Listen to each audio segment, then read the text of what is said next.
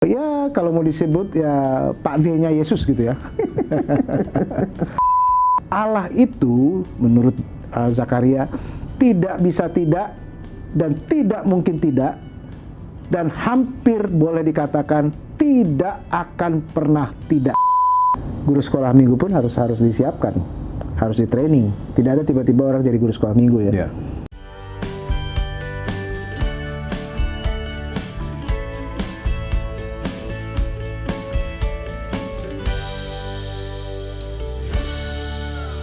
Sampurasun, salam dari Taman Sari 16, tetapi tepatnya saat ini saya berada di The Light Community Church di Bintaro, Tangerang Selatan. Menunjukkan bahwa LLB bekerja sama dengan banyak gereja. Kalau minggu lalu kami memakai fasilitas dari Gereja Baptis Pertama, saat ini kita memakai fasilitas dari The Light Community Church di Bintaro, dan kami rindu bahwa kita terus bekerja sama dengan gereja-gereja dimanapun juga di Indonesia ini. Pada kali ini kita akan belajar pelajaran ke-8, suplemen dari guru sekolah minggu ini akan menolong supaya para guru dapat bukan saja melihat kepada buku petunjuk guru yang sudah disiapkan, ditulis oleh para penulis yang luar biasa, tetapi juga LLB akan menolong memberikan suplemen tambahan untuk menolong para guru dalam melengkapi murid-muridnya. Pada minggu ini kita diberkati dengan tamu istimewa, yaitu Pendeta Victor Rembet. Selamat pagi, Pendeta. Selamat pagi. Apa kabar? Sehat, walaupun masih agak kurang sehat kan? Masih agak kurang sehat, bukan karena COVID tapi ya. Bukan. Tapi karena ada sesuatu yang mereka nikmati setelah menikmati sesuatu. Kita belajar mengenai nyanyian Zakaria. Dan Pendeta Victor memang punya banyak sekali keahlian, kepakaran, tetapi ternyata beliau juga mendalami mengenai ibadah pada waktu mengambil MDiv di Southwestern pada waktu itu. Dan bagian ini, nyanyian Zakaria, dikenal dengan, saya nggak akan sebut dikenal dengan apa, malah kita akan berikan saja kepada Pak Victor untuk menjelaskan. Pak Victor, selamat pagi sekali lagi. Kita melihat dari Lukas 1 ayat 67 sampai ayat yang ke-80. Ini dikenal dengan sebutan apa di dalam sejarah gereja? Iya, ini salah satu dari 3 lagu kisah Natal ya. Artinya kisah kelahiran Kristus. Dan khusus untuk bagian yang kita sedang pelajari ini namanya Benedictus ya. Sebelumnya ada nyanyian Maria. Ya. Dua minggu lalu kita belajar mengenai nyanyian nanti Maria. pasti ada juga yang ketiga, tapi saya nggak mau sebutkan namanya. Nanti efek surprise-nya kurang ya. Tapi kalau Maria kan Magnificat. Nah, nanti yang selanjutnya itu pasti bagaimana setelah Yesus dibawa ke Bait Allah dan dia dipersembahkan. Tapi kali ini Benedictus, dan ini dinyanyikan oleh Zakaria yang secara garis keluarga itu masih merupakan ya kalau mau disebut ya Pak D-nya Yesus gitu ya. Omnya Yesus ya. Pak D, lebih tua, Papa tua. Jadi, Pak D. Ya karena dia levelnya kakaknya Maria tuh, Elizabeth kan kakaknya. Kalau Baptis ada Pendeta Timotius Kabul yang Pak D, kalau di Yesus ada Zakaria, Pak Zakaria. Oke, lanjut Pak. Ya. Nah, kita tahu ceritanya, latar belakangnya di bagian-bagian sebelumnya, yaitu Zakaria ini kan sudah divonis secara sosial, dan istrinya Elizabeth, khususnya Elizabeth itu mandul, dan itu merupakan dosa besar walaupun dia bagian dari imam ya. Elizabeth bahkan keturunan Harun langsung katanya. Dan ini kalau melihat seperti ini kan sebuah tanda kutip banyak cerita ya, kalau di Alkitab orang yang mandul itu seakan-akan terkutuk. Padahal bukan begitu ceritanya. Ya, bukan begitu ceritanya, dan kita tidak ingin mengelaborasi itu, tetapi dalam hal ini, tahun-tahun di mana Zakaria dan Elizabeth mengalami itu, dia tetap melayani di Bait Allah. Dan pada saatnya, tiba-tiba ketika dia berkesempatan masuk ruangan Maha Suci, dan kemudian istrimu akan melahirkan, kaget, dan keluar dari situ kan dia, kita tahu ya, bisu. Nggak bisa ngapa-ngapain. Dan oleh karena itulah dia kemudian sampai kepada kelahiran Yohanes, ditanya sama orang, istrinya kan, mau dikasih nama siapa ini? Wah, istrinya udah bilang Yohanes. Terus masih kita nggak pernah punya nama itu di sini kan? Ini aneh ya. Nah, bayangin kalau misalnya orang Manado dikasih nama, siapa nama anakmu? Asep, kan nggak mungkin orang Manado gitu ya. Ya nggak mungkin orang Manado gitu. Ini Yohanes lah, nah akhirnya Yohanes. Tapi tiba-tiba si Zakaria coba kasih batu, tulis, dan dia tulis yang sama, Yohanes ya. Dan ini sesuatu yang cara berpikir kita dibongkar karena ternyata Allah itu berkarya dengan cara yang luar biasa. Makanya dia sebut terpujilah kata terpujilah ini dalam bahasa Latin di abad ke-6 diterjemahkan menjadi Benedictus. Dan kemudian ini menjadi bagian dari ritual ibadah bertahun-tahun disebut Benedictus Dominus Deus Israel. Jadi ini satu kata harusnya ya. Benedictus itu harusnya satu kata karena di sini terpujilah Tuhan Allah Israel. Benedictus Dominus Deus Israel. Nah, tetapi sebetulnya kata Benedictus itu apa ya? Kalau etimologi bahasa Latinnya benedicere itu dia lebih kepada berkat atau sesuatu yang baik. Tetapi dalam bahasa Yunaninya sebetulnya itu lahir sebuah kata yang kita sering sebut sama elegi ya. Eulogy ya. Elegy ini adalah you and logos, dua kata ya.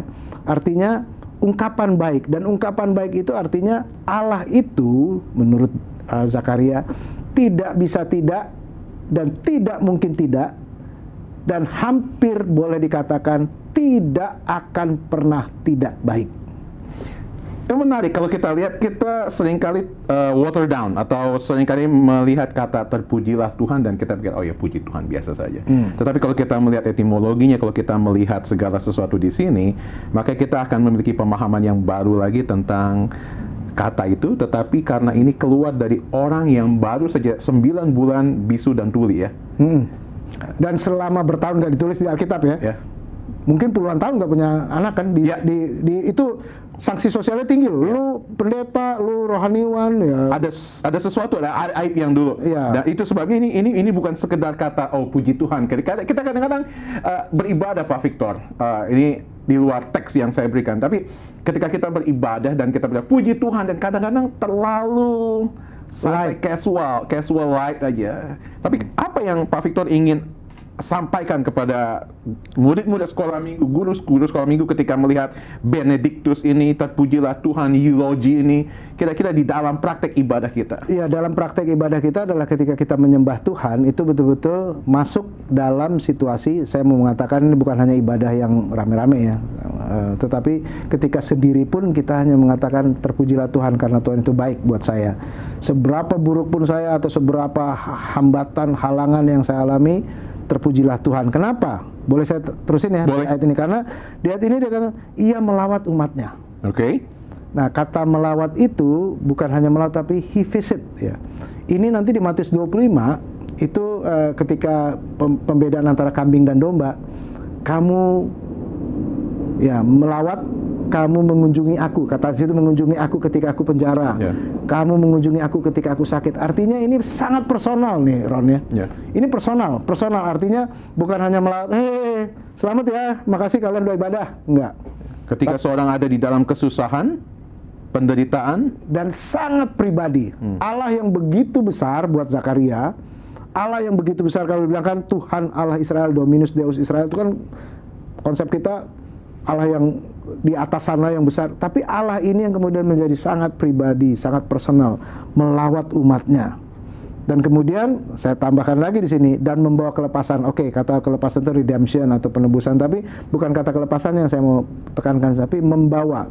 Nah, ketika kita belajar bahasa ini, kata membawa ini sebenarnya bukan cuma membawa, tapi doing something, act something ya, melakukan sesuatu. Jadi ada action. Jadi Allah memperhatikan, tapi melakukan sesuatu. Nah, memperhatikan, padahal 400 tahun sebelumnya mereka nggak mendengar apa-apa dari Tuhan. Ya. 400 years of silence. Lalu mereka sekarang berada di bawah penjajahan Romawi. Bagaimana dia sebagai seorang Zakaria, sebagai seorang imam berkata dia Tuhan melawat dan Tuhan membawa kelepasan? Nah, ini adalah sesuatu yang luar biasa. Saya pikir pertama, pengalaman pribadi dia membuat dia punya confidence. Ya. Keyakinan itu bahasa Inggrisnya enak, confidence ya. Di dalam iman. Ya. Jadi keyakinan bersama iman. Jadi keyakinan itulah yang membuat seorang Zakaria karena pengalaman pribadi. Untuk apapun juga, kita nggak bisa berteologi yang tinggi pun, kemudian kita membahas secara latar belakang ayat Alkitab dengan semua kemampuan eksposisi kita, tapi tanpa pengalaman pribadi nggak mungkin seseorang kan bisa mengatakan seperti ini. Jadi personal experience, pengalaman pribadi, siapapun dari kita Mau kita mau punya doktor teologi kayak, mau kita doktor politik kayak. Ini dia saya dong nih punya doktor teologi ya. Ya nggak apa-apa. Saya juga. Ya, memang kenyataan ya. Doktor teologi tanpa pengalaman pribadi percuma. Ya, seorang doktor politik pun misalnya mau meramalkan Indonesia atau meramalkan waktu itu kalau ada doktor politik di Israel, nggak bisa mereka mengatakan seperti ini. Ya. Pak Victor, coba Pak Victor belajar sejarah gereja juga dan kita melihat penjajahan Romawi itu dampaknya untuk kehidupan sosial, religius dari orang-orang Israel, dari sumber-sumber yang Pak Victor pernah pelajari, apa yang dapat para guru itu pahami kalau kita mau tahu? Ya, kalau orang Romawi memang mereka terkenal dengan yang namanya Pax Romana ya. Pax Romana itu artinya kedamaian ala Romawi. Yang dibawa oleh Romawi. Ya, dan Pax Romana itu mereka ya ada nanti Via Romana segala macam itu. Tetapi ketika mereka melakukan itu melakukannya dengan kekerasan. Ya memang zaman itu semuanya harus dengan kekerasan ya. Walaupun sudah ada tata kelola pemerintahan yang luar biasa pada waktu zaman sebelumnya misalnya Yunani, tetapi ketika Romawi itu mengubah sama sekali dari pemerintahan Yunani ke Romawi yang begitu bengis, begitu kejam, karena mereka lebih kepada aspek pokoknya aman. Versi. Bukan aman. Damai ya. Pokoknya damai, tapi versinya Romawi. Damai itu artinya ya semua harus tunduk, nggak bisa ngomong apa-apa. Nanti sesudahnya ini ada sesuatu yang luar biasa karena dikatakan bahwa akhirnya orang bisa menyembah Allah dengan kudus dengan kebebasan ya. Tapi nanti sampai bagian itu. Tapi saya mau bicara mengenai pengalaman, tapi kita juga melihat di ayat 69 itu ada tanduk keselamatan. Pak Victor ingin mengupas tentang tanduk keselamatan itu. Ya, jadi ini dua sisi ilahi ya. Saya yang lanjutkan tadi misalnya, pertama dikatakan melawat umatnya secara pribadi, lalu kemudian membawa kelepasan itu aksi melepaskan umat manusia. Lalu yang selanjutnya bagaimana caranya? Kalau tadi kan bentuknya apa? Kalau ini bagaimana? Dua cara, yang pertama tanduk, betul Pak Roni. Lalu kemudian yang selanjutnya adalah untuk dikatakan di sini menunjukkan rahmatnya. Itu nanti lompat ke ayat kedua. Jadi cara Allah itu adalah tanduknya itu untuk apa? Ayat 72 itu ya, untuk menunjukkan rahmatnya ya. Tanduk keselamatan itu melepaskan dari musuh-musuh kita, dari tangan semua orang yang membenci kita. Nah, artinya ini sebuah manifestasi siapa sih musuhnya? Apakah orang Romawi? Ternyata enggak. Ternyata ini bukan. Ya, yang sampai Yesus mengatakan orang Farisi pun seperti kuburan, itu kan berarti musuhnya kan? Dia ngomong apa adanya. Sekilas kita melihat bahwa musuhnya adalah Romawi gitu kan. Iya, tapi kalau konteks di Perjanjian Baru, semua orang yang boleh dikatakan tanduk keselamatan ini, kemudian ada musuh-musuh yang memang tidak suka dengan cara yang dilakukan. Ya, Yohanes memang akhirnya dipenggal oleh Herodes ya.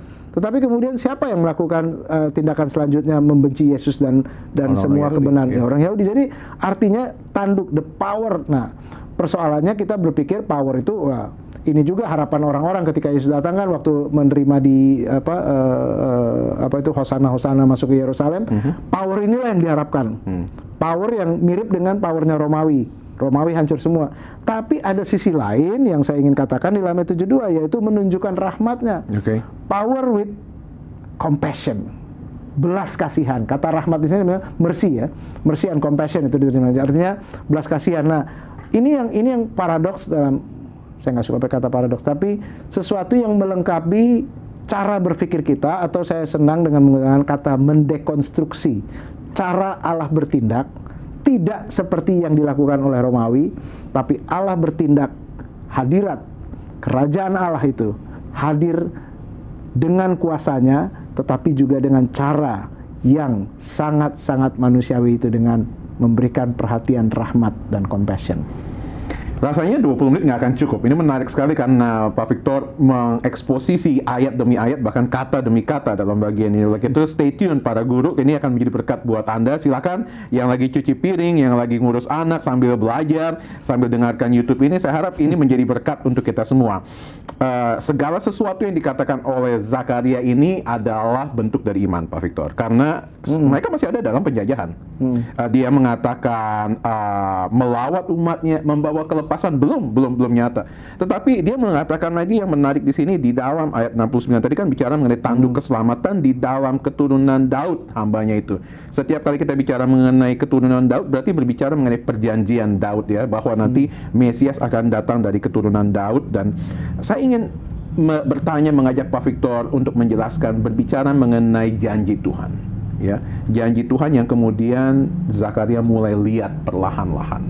Nah, di dalam kehidupan para guru, kehidupan kita pada saat ini, ketika kita melihat konteksnya, penjajahan, kesusahan, penderitaan yang mereka alami, dan apa yang kita alami saat ini, Pak Victor, bagaimana Pak Victor dapat mengangkat mengenai janji Tuhan dalam kehidupan kita? Ya, ini menarik karena bukan cuma Daud, dia bilang Allah bersumpah kepada Abraham loh. Ya. Jadi artinya janji Allah itu, ayat 73. Artinya cara Allah bekerja itu tidak instan, sequential. Nah, janji Tuhan itu coba kita lihat ketika kita berbicara dari sejarah kita sendiri, sejarah gereja ya.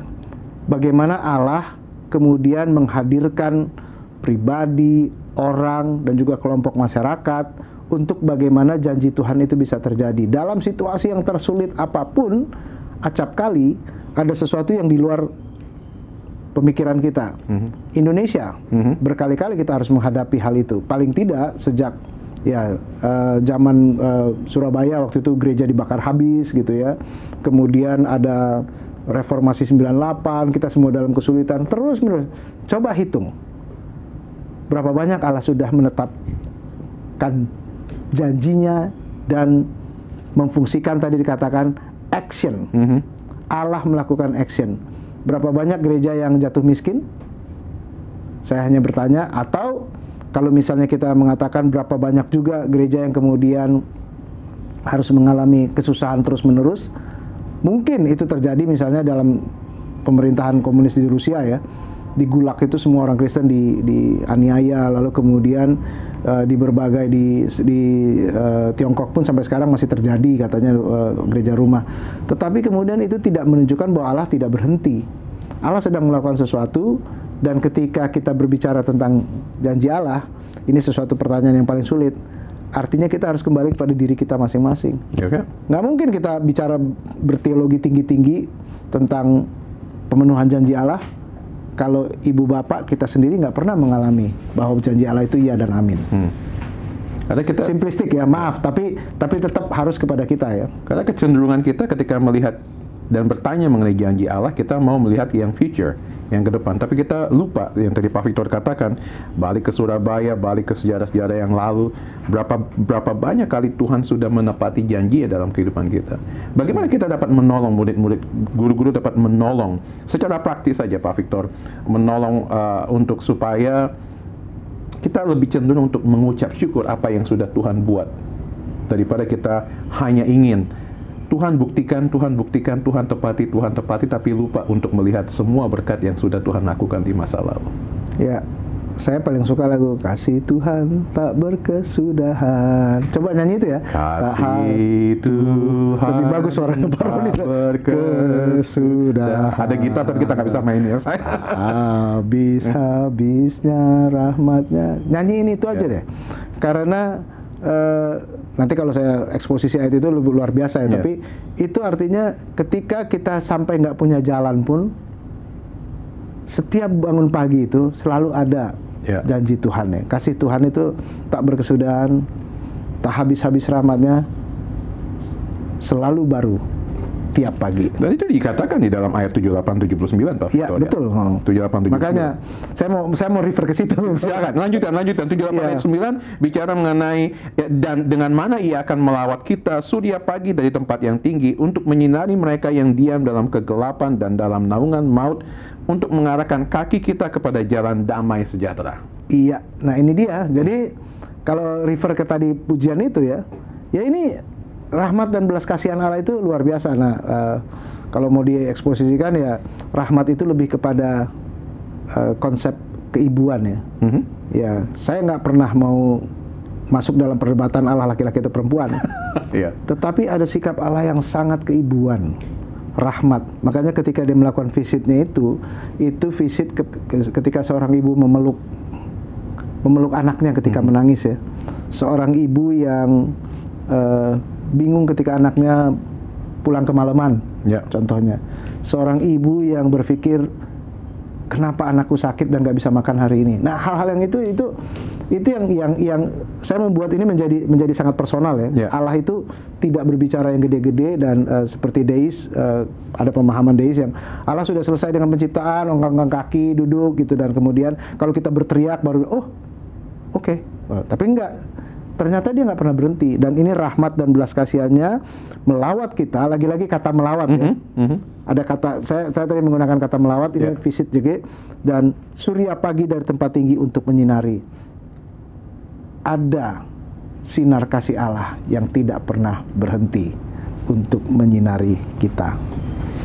Lalu kemudian dia mengatakan mengarahkan kaki kita kepada jalan damai sejahtera. Tadi Pak Victor mengutip sedikit mengenai Pax Romana. Mengenai damai yang Allah, yang versi Romawi. Tetapi ketika mereka sedang berada di dalam penjajahan seperti itu, kalau saya sih nggak mungkin untuk bisa berkata damai sejahtera. Saya ada di dalam penekanan, saya ada ibaratnya seperti bangsa Indonesia ketika ada dalam penjajahan Jepang tapi berkata merdeka, merdeka, merdeka begitu ya. Bagaimana Pak Victor melihat bagaimana keyakinan iman dari Zakaria itu untuk sampai mampu berkata mengarahkan kaki kita kepada jalan damai sejahtera? Bisa dia elaborate sedikit mengenai jalan damai sejahtera? Saya tidak mau diskusi tentang intertekstual ya. Tetapi membaca ayat ini ingat nggak Mazmur 23? Oke. Membawa dia masuk dalam jalan kegelapan, dalam naungan maut. Look at this. Ya. Ya, sekalipun aku berjalan dalam lembah kegelapan, aku tidak takut bahaya. Ya. Kenapa Daud bisa ngomong gitu? Saya pikir ini juga yang terjadi di Zakaria. Ketika dia merasakan karya Tuhan yang luar biasa, mengarahkan kaki dia. Ya, konsep gembala itu adalah ketika Allah dari belakang sebagai gembala mengarahkan jalan-jalannya ya. Dan ini jalan apa? Ya jalan damai sejahtera. Ada via Romana. Tetapi ini via Kristo yang menuju salib. Yeah. Jadi kita berbicara tentang crucifix theology, ya, teologia salib, teologia Kristus. Kalau kita mau bicara seperti itu ya dalam perjanjian baru, itu dimulai justru dari sini. Jalan menuju salib itu adalah jalan damai sejahtera. Walaupun sulit untuk dialami oleh siapapun, dan bahkan ketika dia sudah menyadari juga anaknya akan menjadi anaknya Yohanes ya. Anaknya Yohanes itu kan kalau di ayat sebelumnya kita akan melihat ya sudah dipersiapkan untuk membuka jalan. Ayat 76 itu ya. Iya. Ayat 76. Ini mestinya kita bikin format diskusi ya daripada saya mau wawancara, karena guru-guru suatu saat kita perlu diskusi lebih lanjut lagi, menarik sekali. Tapi karena udah disebut gini, karena keyakinan itu bukan cuma Zakaria loh. Coba kembali ke Magnificat.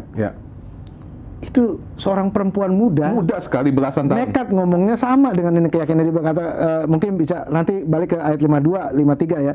Ia menurunkan orang yang berkuasa dari tahtanya, meninggikan orang yang rendah. Bayangin, ini orang yang rendah ditinggikan. Nah, ayat sebelumnya juga dikatakan, ia memperintahkan kuasanya dengan perbuatan mencerai beraikan orang yang congkak hatinya. Nih, Zakaria laki-laki, kalau misal kita lihat dia punya confidence, imam udah lanjut usia, leaders. Ini perempuan muda, bahasanya sama. Artinya kalau Pak Roni tadi nanya tentang kok bisa punya keyakinan seperti ini, ya ini keyakinan ini, dan keyakinan inilah kita tidak berhenti di sini ya. Kelahiran Kristus tidak akan lengkap, khususnya kita orang-orang Kristen yang post factum, sesudah membaca kitab suci ribuan tahun sesudahnya dan kita sudah katam gitu ya, melihat bahwa nanti akhirnya hasil akhirnya outcome-nya adalah penderitaan Kristus, kematian Kristus, dan di kayu salib itulah ini semua menjadi sesuatu yang lengkap.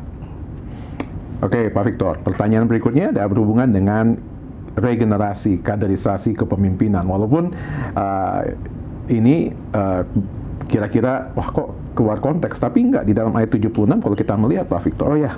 Ayat 76 ini kalau kita lihat di dalam konteks kita ini luar biasa. Seorang imam yang luar biasa, tetapi anaknya masih baik.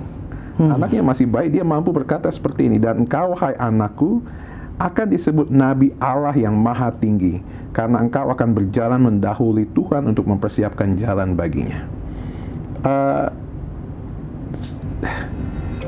Ini luar biasa kalau kita melihat seorang imam, seorang ayah, tetapi memberikan nubuatan yang begitu powerful, begitu besar tentang anaknya, apa yang terjadi. Kalau kita membawa di dalam konteks, sebelum tadi Pak Victor mau menjelaskan, tapi kalau kita mau membawa ini dalam konteks kita, dalam kepemimpinan, di dalam pelayanan, bagaimana kita harus berpikir mengenai regenerasi, mengangkat yang muda, mengangkat yang ada di depan mata kita, anak-anak di depan mata kita. Kira-kira apa yang Pak Victor bisa katakan mengenai ayat 76 ini? Nah, ya kita tahu bahwa kepemimpinan, ya, bicara regenerasi ya, itu adalah sesuatu yang effort, bukan given ya, bukan ya udah begini. Guru sekolah minggu pun harus disiapkan, harus di training. Tidak ada tiba-tiba orang jadi guru sekolah minggu ya. Dan semua level kepemimpinan. Dan oleh karena itu harus diupayakan dan harus melihat potensi setiap orang yang ada. Kita selalu berbicara tentang karunia. Tapi ternyata kita sering menutup pintu orang untuk menjadikan karunianya itu betul-betul bisa dieksplor dan kemudian bertumbuh dan kemudian akhirnya bisa menjadi pemimpin yang baik. Kenapa? Karena dalam sisi kita adalah ketika kita melihat bahwa ya kepemimpinan itu tidak mungkin dilakukan oleh orang yang kurang dari saya. Nah, makanya saya juga percaya, khususnya ini semua mahasiswa khususnya, ini khusus mahasiswa. Banyak guru adalah mahasiswa. Iya. Sering berkata student today, leader tomorrow. Saya rasakan student today, leader today. Oh ya. Karena nggak mungkin kita bicara baru besok. Tunggu lama banget nih, sorry ya, yang tua-tua merasa gue lebih bagus dari lu gitu, itu nggak benar sama sekali. Sama kayak kita dulu di Baptist World Youth Conference, kita sering mendengar Emmett Dunn dulu mengatakan, jangan pernah mengatakan anak muda engkau adalah gereja masa depan. Anak muda gereja masa kini. Anak muda adalah gereja masa kini. Ya. Jadi itu yang harus kita perhatikan. Tapi jangan salah juga, kita bukan bicara usia ya. Kita bicara mungkin orang yang belum dapat kesempatan menjadi pemimpin. Ada juga orang yang sudah tua, tetapi mungkin terhambat oleh situasi dan kondisi.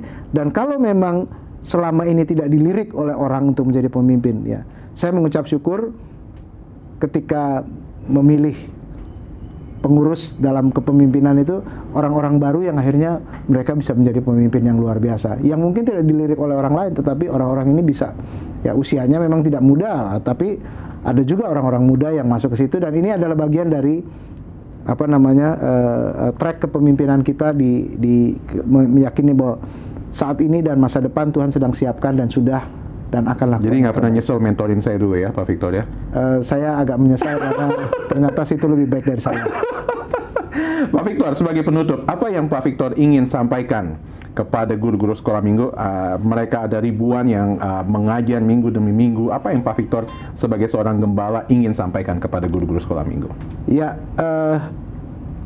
belajar dari Zakaria, kita hanya belajar bahwa satu hal ya, Allah itu harus dipuji dengan segala sesuatu yang kita lakukan. Kata terpuji itu, kata benedictus, kata eulogi itu adalah ketika kita mengatakan Allah itu baik karena apa yang sudah dia lakukan, karena siapa dia, dan kemudian apa yang kita lakukan yang terbaik kepada murid-murid kita untuk setiap minggu. Siapkan pelajaran sekolah minggu dengan sebaik-baiknya. Kalau kita tidak mempersiapkan, sama aja kita tidak mengatakan benedictus Dominus Deus. kita tidak memuji Allah kalau kita asal-asalan mempersiapkan pelajaran sekolah minggu, apalagi hanya main-main dalam menjadi guru. Jadilah guru yang terbaik, karena dengan menjadi guru yang baik, Anda memuji Tuhan. Amin. Pak Victor, terima kasih banyak sudah menjadi berkat buat kita semua. Anda tahu bahwa umat baptis sangat kaya memiliki hamba-hamba Tuhan yang dapat menolong para guru, dan itu sebabnya LLB rindu menyediakan ruang guru sekolah minggu, baik melalui edisi dalam suara baptis yang dicetak atau sekarang dengan digital version Kabaria, dan juga melalui ruang guru dari YouTube seperti ini. Kritik dan saran silakan layangkan ke Taman Sari 16 di dalam screen yang dapat di atas screen yang Anda dapat lihat ini. Kiranya kita akan terus semangat melayani Tuhan, menjadi berkat buat murid-murid yang kita layani. Sampai ketemu di ruang guru sekolah minggu berikutnya. Tuhan Yesus memberkati.